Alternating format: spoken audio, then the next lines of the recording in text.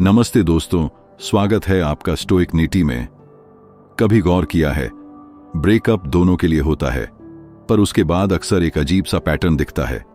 लड़की अपने बाल कटवाती है, इंस्टाग्राम पर मुस्कुराती है, नई जगहों पर घूमती है, और लड़का वो खुद को खोने लगता है।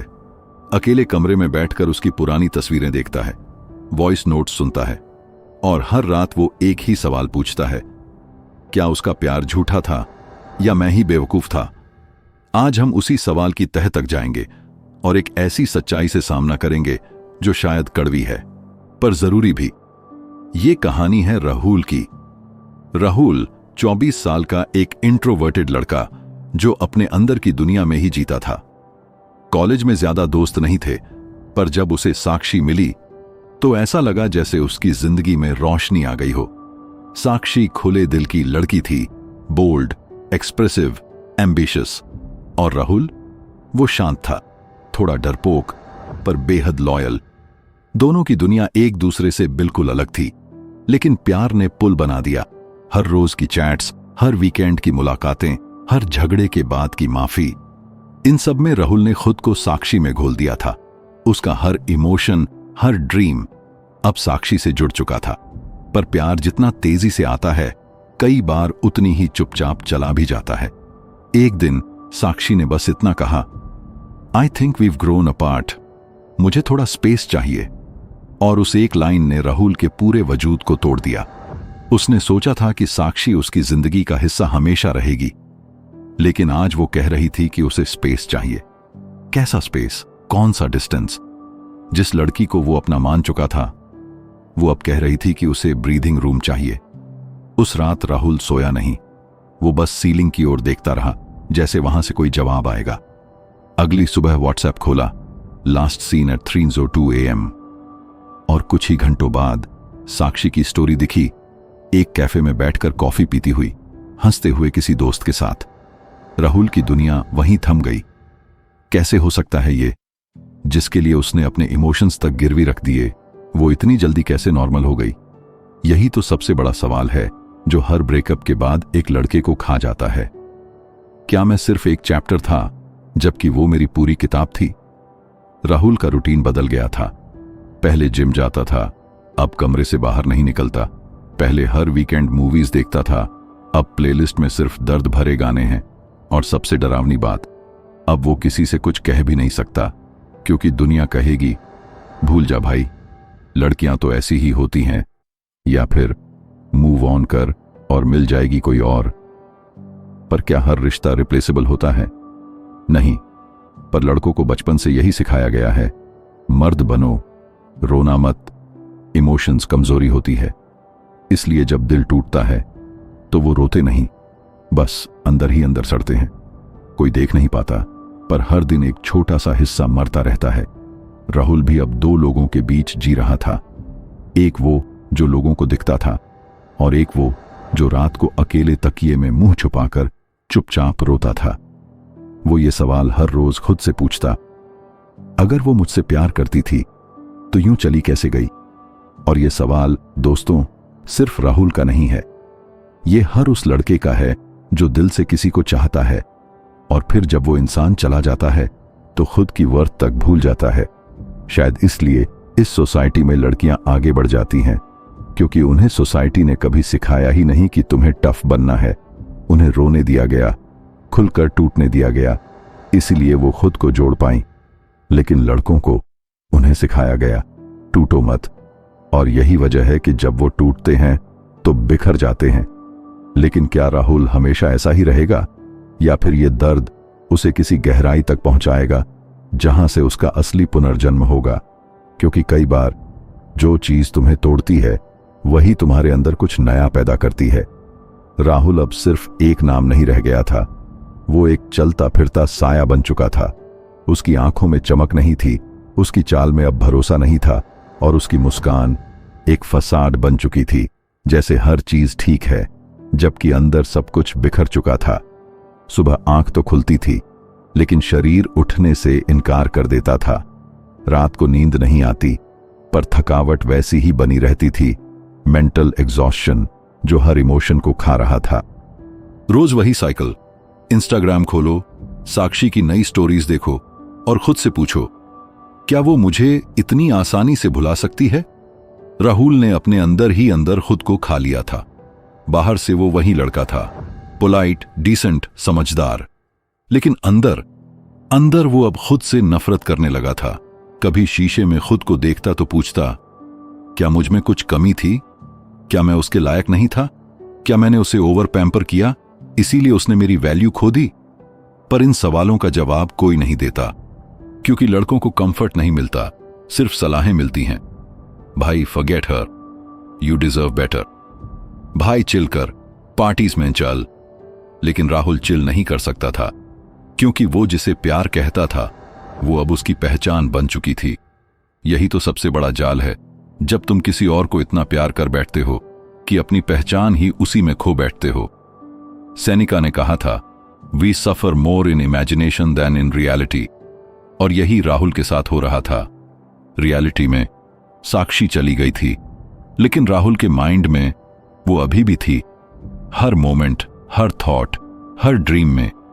जो लड़की जा चुकी थी वो अब उसके विचारों में मंदिर बन गई थी, और वो हर दिन उस मंदिर के बाहर घुटनों के बल बैठा था, जैसे कोई भिखारी बेगिंग फॉर क्लोजर।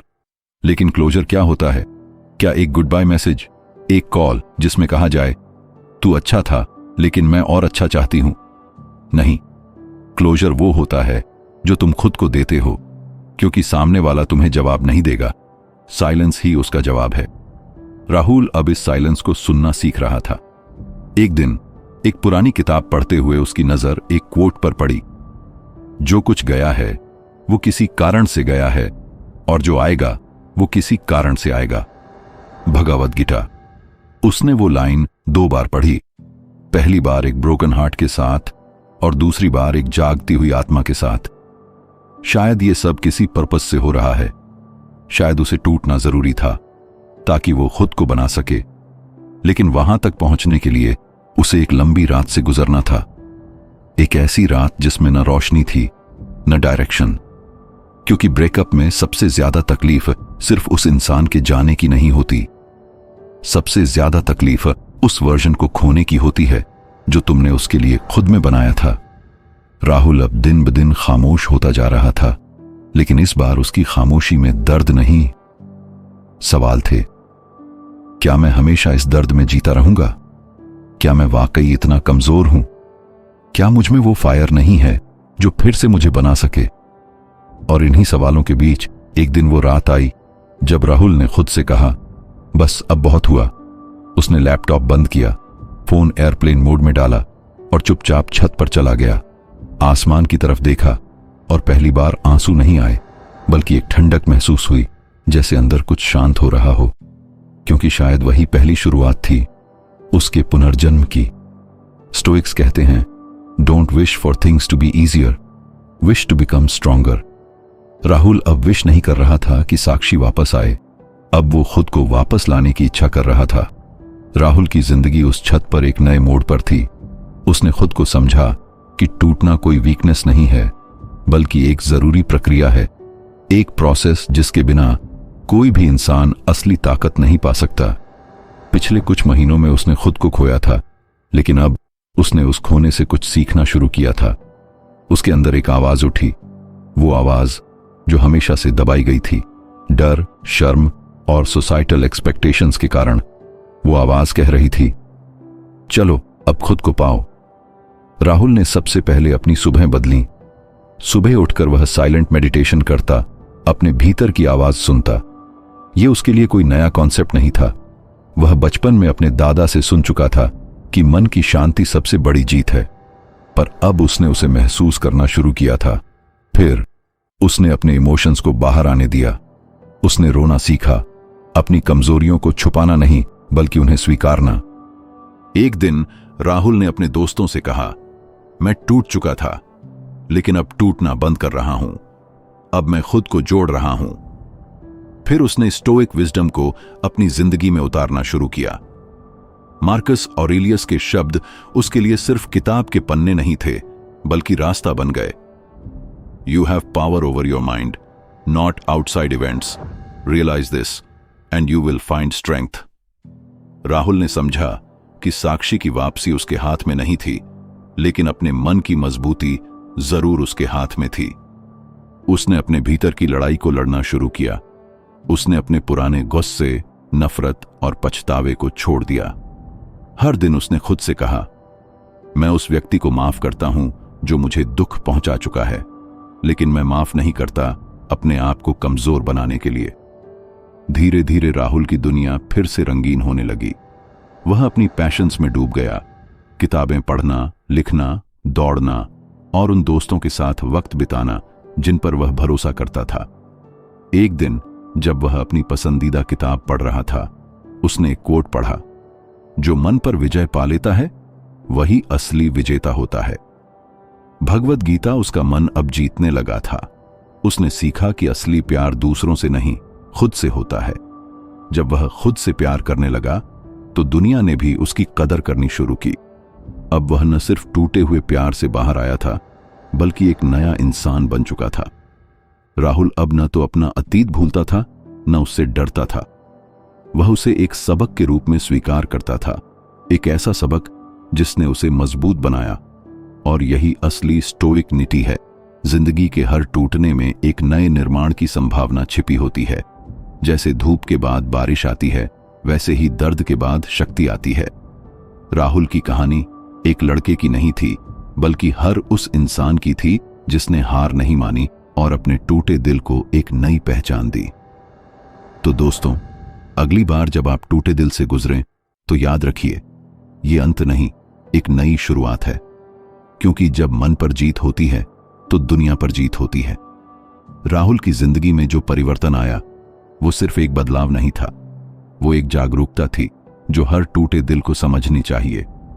दुनिया कहती है कि मर्दों को दर्द नहीं होता, लेकिन सच तो ये है कि दर्द तो हर किसी को होता है। फर्क बस इतना है कि कुछ लोग उस दर्द को अपने भीतर दबा लेते हैं और कुछ उसे स्वीकार कर अपने आप को फिर से बनाते हैं। भगवद गीता में कृष्ण अर्जुन से कहते हैं, कर्मण्येवाधिकारस्ते मां फलेषु कदाचन। मतलब हमें अपने कर्म पर ध्यान देना चाहिए, फल की चिंता नहीं। राहुल ने इस शिक्षा को समझा। उसने जाना कि ब्रेकअप के बाद उसे अपने हाथों में अपनी जिंदगी की जिम्मेदारी लेनी होगी, न कि बस किसी दूसरे के जाने का गम मनाना होगा। यह एक्सेप्टेंस आसान नहीं थी। जब कोई तुमसे दूर होता है तो दिल हर पल उसे याद करता है, लेकिन एक्सेप्टेंस का मतलब यह नहीं कि तुम्हें प्यार खत्म कर देना चाहिए, बल्कि इसका मतलब है कि तुम्हें अपनी पीस के लिए उस अटैचमेंट को छोड़ना होगा जो तुम्हें अंदर से तोड़ रहा है। स्टोइसिज्म की सबसे बड़ी टीचिंग यही है कि हम उस चीज पर कंट्रोल नहीं रखते जो हमारे बाहर होती है, बल्कि हमारे रिएक्शन पर कंट्रोल होता है। राहुल ने यह सीखा कि साक्षी के डिसीजन को वो बदल नहीं सकता, लेकिन अपने इमोशंस को जरूर बदल सकता है। वो दिन दूर नहीं था जब राहुल ने खुद से कहा, मैं इस हार्ट ब्रेक को अपनी पहचान नहीं बनने दूंगा। इस एक्सेप्टेंस ने उसे इनर पीस दी। जैसे नदी का बहाव शांत हो जाता है जब वह पत्थरों से टकराकर अपना रास्ता खोज लेती है। एक और बात जो राहुल ने समझी वो थी सेल्फ लव की ताकत। उसने जाना कि जब तक तुम खुद से प्यार नहीं करोगे, कोई तुम्हें पूरी तरह प्यार नहीं कर सकता। अपने आप को समझना, अपने फ्लॉज को स्वीकारना और अपनी ग्रोथ के लिए काम करना, यही असली शक्ति है। ओशो कहते थे, true love is not to possess but to enjoy. Rahul ने यह बात दिल से महसूस की। उसने जाना कि प्यार का मतलब कंट्रोलिंग नहीं होता, बल्कि फ्रीडम देना होता है, और इस आजादी ने उसे जोड़ा, तोड़ने के बजाय। अब राहुल दिन रात अपनी वीकनेस नहीं सोचता, बल्कि अपनी स्ट्रेंथ पर काम करता। उसने मेडिटेशन शुरू किया, अपनी एनर्जी पॉजिटिव कामों में लगाई। वो अब टूटे हुए रिलेशनशिप को एक याद के रूप में रखता था, जो उसे मजबूत बनाने वाली एक कड़ी थी, न कि उसकी कमजोरी। ये रियलाइजेशन उसकी ग्रोथ का टर्निंग पॉइंट था। जो लड़के सोचते हैं कि ब्रेकअप के बाद सब खत्म हो गया, राहुल की कहानी उन्हें यह दिखाती है कि असली शुरुआत तभी होती है जब तुम टूटने के बाद उठ खड़े होते हो। और सबसे बड़ी बात यह कि यह रास्ता अकेले चलना पड़ता है, क्योंकि हर इंसान को अपने अंदर की लड़ाई खुद लड़नी होती है। बाहर से कोई हीलिंग नहीं ला सकता, कोई मैजिक नहीं कर सकता। इसलिए राहुल ने खुद को यह वादा किया, मैं अपनी जिंदगी खुद बनाऊंगा, दूसरों की परवाह किए बिना। और इसी प्रॉमिस ने उसे उसकी असली ताकत दिखाई, वो ताकत जो टूटने के बाद आती है, जब आदमी अपने अंदर के अंधेरों से लड़ता है और बाहर निकलता है। दोस्तों, कभी मत भूलना, दर्द तुम्हें तोड़ सकता है या तुम्हें नया इंसान बना सकता है। विकल्प तुम्हारे हाथ में है। दोस्तों, आज हमने जाना कि हार्ट ब्रेक कोई वीकनेस नहीं, बल्कि जिंदगी का एक ऐसा हिस्सा है जो हमें मजबूत बनाता है। राहुल की कहानी हमें यह सिखाती है कि टूटना आसान है, लेकिन टूटकर फिर उठना और खुद को फिर से बनाना असली ताकत है। आप भी अपने दर्द को अपने ऊपर हावी न होने दें, बल्कि उसे अपनी ताकत में बदल दें। अगर आपको ये वीडियो पसंद आया हो तो इसे लाइक जरूर करें, ताकि और लोग भी इस गहरी सोच से जुड़ सकें। और हां, हमारे चैनल स्टोइक नीति को सब्सक्राइब करना न भूलें, क्योंकि यहां आपको ऐसी ही जिंदगी बदल देने वाली कहानियां, दर्शन और एंशंट विजडम मिलती रहेगी, जो आपकी अंदर की आग को और प्रज्वलित करेगी। इसके साथ ही हमने एक खास व्हाट्सएप कम्युनिटी बनाई है, जहां आप सीधे हमसे जुड़ सकते हैं, अपने सवाल पूछ सकते हैं और एक जैसे सोच रखने वाले लोगों से जुड़कर अपनी मानसिक ताकत और बेहतर बना सकते हैं। ये कम्युनिटी पूरी तरह से फ्री है और आपको वहां एक्सक्लूसिव कंटेंट, मोटिवेशनल अपडेट्स और पर्सनलाइज्ड सपोर्ट मिलेगा। लिंक डिस्क्रिप्शन में दिया गया है। जल्दी से ज्वाइन करें और अपने ट्रांसफॉर्मेशन का सफर शुरू करें। याद रखिए, आपकी जिंदगी आपके हाथ में है। आप जो सोचते हैं वही आपकी रियलिटी बनती है। इसीलिए अपने विचारों को मजबूत बनाएं, अपने इमोशंस को समझें और कभी भी अपने आप को कमजोर न महसूस करें। जैसे चाणक्य ने कहा था, विक्ट्री लव्स प्रिपरेशन। तो तैयार रहे, क्योंकि आपकी जीत नजदीक है। अगर इस वीडियो ने आपके दिल को छुआ है तो इसे अपने दोस्तों के साथ जरूर शेयर करें। कभी कभी एक सही वक्त पर मिली सलाह या कहानी किसी की पूरी जिंदगी बदल सकती है। धन्यवाद आपका कि आप स्टोइक नीति का हिस्सा हैं। हम आगे भी आपके लिए ऐसी ही शक्तिशाली कहानियां और दर्शन लेकर आएंगे। तब तक खुद पर भरोसा रखिए, आगे बढ़ते रहिए और अपने मन की ताकत को पहचानिए। जल्द मिलेंगे एक नई कहानी, एक नई सीख के साथ। तब तक के लिए स्टोइक नीति के साथ रहिए, खुद को मजबूत बनाते रहिए